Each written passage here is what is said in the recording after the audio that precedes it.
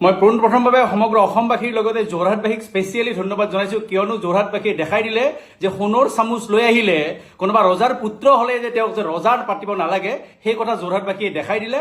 আৰু সমগ্ৰ অসমবাসী ৰাইজে বিগত 5টা বছৰত বা বিগত 10টা বছৰত বা বিগত সময়ছোৱাত হিমন্ত বিশ্ব শৰ্মা ডাঙৰীয়াই অসমৰ ৰাইজৰ হকে কিমান কষ্ট কৰি কাম কৰিলে, সেই কথা হিমন্ত বিশ্ব শৰ্মা ডাঙৰীয়াক উপহাৰ হিচাপে যি প্ৰায় 202খন আসন যে দি দিলে, এইটো হৈছিল আচলতে হিমন্ত বিশ্ব শৰ্মাৰ বিগত তেখেতৰ ৰাজনৈতিক কেৰিয়াৰত ৰাইজৰ লগত থাকি ৰাইজৰ হৈ কাম কৰি থকাৰ কাৰণে ৰাইজে আচলতে অসমৰ ৰাইজে উপহাৰ দিলে। সেইকাৰণে মই অসমৰ ৰাইজক ধন্যবাদ জনাইছোঁ। লগতে যোৰহাটবাসীক এইকাৰণে ধন্যবাদ জনাইছোঁ যে যোৰহাটবাসী সম্পূৰ্ণ শিক্ষিত, সংস্কাৰী, ঐতিহ্যমণ্ডিত এটা সমষ্টিৰ বাসিন্দা, গতিকে তেখেতসকলে ভালকৈ বুজি পায় যে কাক মানে ৰজা পাতিব লাগে বা কাক মানে তেওঁলোকে প্ৰতিনিধি পাতিব লাগে। কিন্তু হিতেন্দ্ৰ গোস্বামী ডাঙৰীয়া এগৰাকী এনেকুৱা সহজ সৰল নম্ৰ শিক্ষিত ব্যক্তি, আৰু তাৰ তুলনাত গৌৰৱ গগৈ ডাঙৰীয়াও ঠিকে আছে, দেখাতটো নম্ৰ ভদ্ৰ, কিন্তু এই মানুহগৰাকীৰ ওচৰত কিন্তু যোৰহাটবাসী কিন্তু কেতিয়াও ওচৰত যাব নোৱাৰে। যোৰহাটৰ মানুহে যদি কেতিয়াবা ফোনো কৰে, গৌৰৱ গগৈ ডাঙৰীয়া কিন্তু ফোন কৰাৰ মানে সময় নাই নহয়, আচলতে অহংকাৰ। এওঁৰ যি অহংকাৰ, এই যে দৰ্প, এই দৰ্প চূৰ্ণ কৰি দিলে যোৰহাটবাসীয়ে, আৰু সেইকাৰণে মই যোৰহাটবাসীক আচলতে ধন্যবাদ জনাইছোঁ। মই গৌৰৱ গগৈ ডাঙৰীয়াক মনত পেলাই দিব বিচাৰিছোঁ, 2016 চনত বিজেপিৰ যেতিয়া চাৰিওফালে বঁটা বলিছিল, তেতিয়া কিন্তু হিতেন্দ্ৰ নাথ গোস্বামী ডাঙৰীয়া ৰাণা গোস্বামী ডাঙৰীয়াতকৈ মাত্ৰ 13,000 ভোট বেছি পাইছিলে। আৰু 2021 চনত হিতেন্দ্ৰ গোস্বামী ডাঙৰীয়া ৰাণা গোস্বামী ডাঙৰীয়াতকৈ মাত্ৰ 6,000 ভোট বেছি পাইছিলে। আৰু এইবাৰ যোৰহাট সমষ্টিৰ হিতেন্দ্ৰ নাথ গোস্বামী ডাঙৰীয়াই 23,280টা ভোট বেছি পালে গৌৰৱ গগৈ ডাঙৰীয়াতকৈ। আকৌ গৌৰৱ গগৈ ডাঙৰীয়াই লোকসভা নিৰ্বাচনত যিটো ভোট পাইছিল, তাতকৈ তেখেতে 14,440টা ভোট কম পালে। কিয়? এইকাৰণে যে তেওঁ সাংসদ হোৱাৰ পিছত কেতিয়াবা তেওঁ যোৰহাটত গৈ মানে ৰাইজৰ বুজ ল'বৰ কাৰণে কেতিয়াবা গৈছিল নেকি? কেতিয়াবা তেওঁ সাংসদ হৈ সাংসদ পুঁজিৰ ধৰণে এনেকুৱা কিবা এটা কাম কৰি দেখাইছিল নেকি, যিটো কামৰ কাৰণে যোৰহাটবাসীয়ে তেওঁক লৈ মানে গৌৰৱ কৰিব পৰা কিবা এটা স্থলী আছিল বুলি তেখেতে ক'ব পাৰে নেকি? বহু বছৰ তেওঁ সাংসদ থাকিলে, তিনিবাৰলৈকে তেওঁ সাংসদ নিৰ্বাচিত হ'ল। এনেকুৱা এটা কাম দেখাব পাৰিব নেকি, যিটো কাম যে অসমৰ ৰাইজে দেখিলে যে হয় মানে গৌৰৱ গগৈ ডাঙৰীয়াই এইটো কাম নিগাজিকৈ কৰি দিলে। হয়, সাংসদত ভাষণ দিলে সকলোবোৰ শেষ হৈ নাযায়। কালি মই এটা ভিডিঅ' দেখিছিলোঁ মীৰা বৰঠাকুৰ গোস্বামী বাইদেউৰ, তেখেতে কৈছে যে মূল্যবোধৰ ৰাজনীতি, মানে তেখেতে হাৰাতকৈ বেছি দুখ লাগিছে গৌৰৱ গগৈ ডাঙৰীয়া হাৰাৰ কাৰণে, কিয়নো গৌৰৱ গগৈ ডাঙৰীয়া হাৰাৰ কাৰণে মূল্যবোধৰ ৰাজনীতি শেষ হৈ যোৱা বুলি। মই সুধিব বিচাৰিছোঁ, মূল্যবোধৰ ৰাজনীতি কি? যিগৰাকী হিতেন্দ্ৰ নাথ গোস্বামী ডাঙৰীয়াই নেৰানেপেৰাকৈ যোৰহাটবাসীৰ ওচৰত আছে, যোৰহাটবাসীৰ খা খবৰ লৈ থাকে, সুখত থাকে, দুখত থাকে, ভাল দিনত বেয়া দিনত সকলো দিনত থাকে, তেওঁক যোৰহাটবাসী আঁকোৱালি ল'ব লাগিছিল নে যিগৰাকী ব্যক্তি মেক্সিমাম সময় দিল্লীত বা বেলেগত থাকে, মাজে মাজে দুমাহৰ মূৰত এবাৰ যোৰহাটত যায়, তেখেতক আঁকোৱালি ল'ব লাগিছিলে? মূল্যবোধৰ ৰাজনীতি কি? তেওঁ লোকসভাৰ সাংসদ হৈ যোৱাৰ পিছত এদিনো যে তেওঁ যোৰহাটত গৈ যে কাম কৰা নাছিল, তাৰ কাৰণে কি যোৰহাটবাসীয়ে তেওঁক কি আৰু পুনৰবাৰ তেওঁক ৰজা পাতিব লাগিছিল নেকি? তাকে মূল্যবোধৰ ৰাজনীতি বুলি কয় নেকি?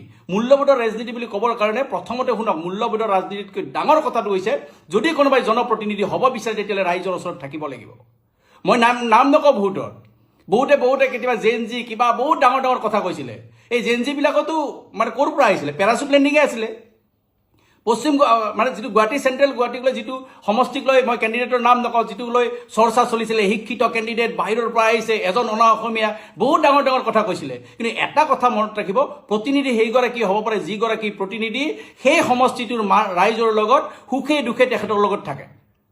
যিগৰাকী প্ৰাৰ্থী কংগ্ৰেছ বা বিৰোধী দলে দিছিল, তেখেতৰ এই মানে সেই চেণ্ট্ৰেল গুৱাহাটীৰ মাটি পানী বতাহৰ লগত মানে সংযোগ আছিল জানো?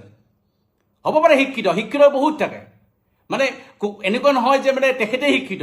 অসমত বহুত শিক্ষিত মানুহ আছে, বহুত শিক্ষিত পলিটিচিয়ান আছে, বহুত শিক্ষিত যুৱক যুৱতীয়ে এতিয়া মানে ৰাজনৈতিক দলত কাম কৰি আছে। তেওঁলোকৰ কি মানে তেওঁলোক শিক্ষিত নহয়, যেতিয়া বাহিৰৰ পৰা আহি গ'ল তেওঁ শিক্ষিত হৈ গ'ল। তেনে বাহিৰত কোনোবা পঢ়িব গ'লেহে শিক্ষিত হ'ব। আৰু ইয়াত যদি কোনোবাই যদি ভালকৈ পঢ়া শুনা কৰি যদি কোনোবাই ইউনিভাৰ্চিটিৰ পৰা যদি ধৰক মাষ্টাৰ্ছ কৰিছে, কোনোবা PhD কৰিছে, কিবা কৰিছে, এইবিলাক শিক্ষিত নহয়, কাৰণ তেওঁলোকে কাম কৰি আছে, ইয়াত আছে। গতিকে সেইকাৰণে কৈছোঁ মূল্যবোধৰ ৰাজনীতি কাক বুলি ক'ব পাৰে?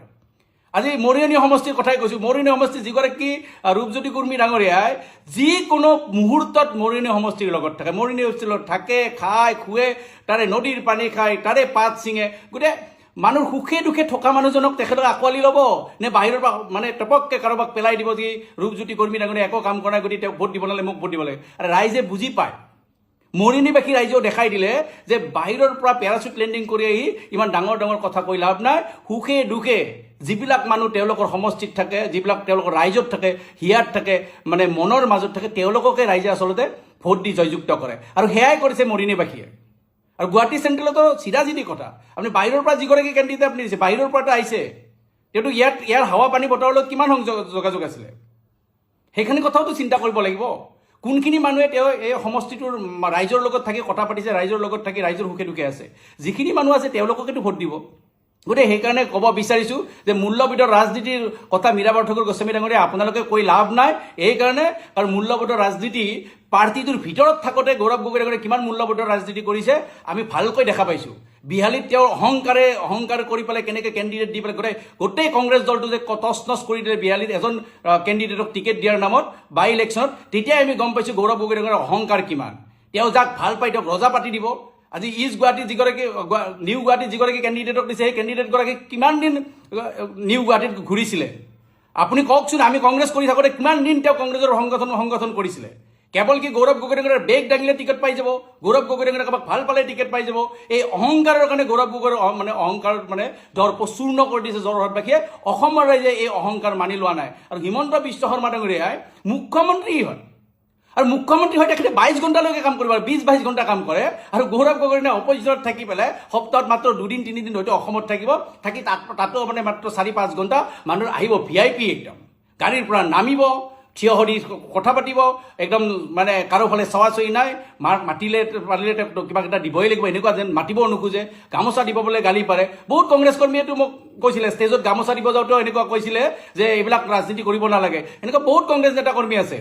গতিকে কেনেকুৱা অপমান তেওঁ কৰিছে কংগ্ৰেছ নেতা কৰ্মীবিলাকক। আৰু আটাইতকৈ ডাঙৰ অপমান কৰিছে, মই যিদিনা এদিন জীৱনৰ গোটেই 25 বছৰ কেৰিয়াৰত এদিন মই গৌৰৱ গগৈৰ ঘৰত গৈছিলোঁ, সেইদিনা মই যেতিয়া মোৰ সন্মুখত দুগৰাকী বিধায়কক বাৰাণ্ডাত থিয় হৈ থকা দেখিলোঁ, গৌৰৱ গগৈৰ ঘৰৰ বাৰাণ্ডাত, সেইদিনা কিন্তু মোৰ তেওঁৰ প্ৰতি একেবাৰে ঘিণ উপজিছিলে মোৰ নিজৰ পৰা।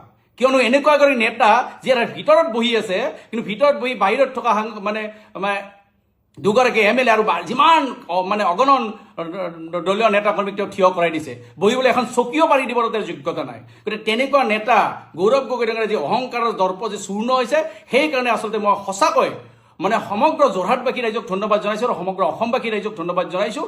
মই এইকাৰণে পুনৰবাৰ কৈছোঁ যে হিমন্ত বিশ্ব শৰ্মা ডাঙৰীয়াক যি মেণ্ডেট দিছে, হিমন্ত বিশ্ব শৰ্মা ডাঙৰীয়াৰ কৰ্মৰাজিৰ কাৰণে তেখেতে যিখিনি সাহস কৰি দুঃসাহস বুলিয়ে ক'ব লাগিব। কাৰণ এইকাৰণে ক'ব লাগিব, কোনেও ভাবিব নাছিল যে 1.5 লাখ বিঘা মাটি উচ্ছেদ কৰিলে ৰাজনৈতিক ভৱিষ্যত কি হৈ যাব তেখেতে হয়তো চিন্তাই কৰা নাছিল। কিন্তু সেইখিনিও তেখেতে সাহস কৰি 1.5 লাখ বিঘা অবৈধ বাংলাদেশী মূলৰ ব্যক্তিৰ পৰা যিটো মাটি দখল কৰিলে, সত্ৰৰ মাটি দখল কৰি যি দেখাই দিলে, তেখেতে যি নিযুক্তি দি দেখাই দিলে, এটা নিযুক্তিত এটকাও নোলোৱাকৈ যিটো কাম কৰি দেখাই দিলে, এইবিলাক কামে অকল আমি কৈ থকা কথা নহয়। যেতিয়া চাকৰি পাই, যেতিয়া দুখীয়া ঘৰৰ ল'ৰা ছোৱালী যেতিয়া ফেচবুকত আহি নিজে লাইভ কৰি কৈ দিয়ে যে মই এনেকৈ চাকৰিটো পালোঁ, তেতিয়া সঁচাকৈ অসমৰ ৰাইজে গৌৰৱ কৰে যে হয় এনেকুৱা এগৰাকী মুখ্যমন্ত্ৰী হ'বলৈ, যিগৰাকী মুখ্যমন্ত্ৰী হৈ থকাৰ পিছতো 20-22 ঘণ্টা অসমৰ ৰাইজৰ হৈ কাম কৰি থাকে। আৰু তেনেকুৱা মুখ্যমন্ত্ৰীকে পাতিবৰ কাৰণে অসমৰ ৰাইজে এইবাৰ মেণ্ডেট দিছে, হায়েষ্ট মেণ্ডেট দিছে।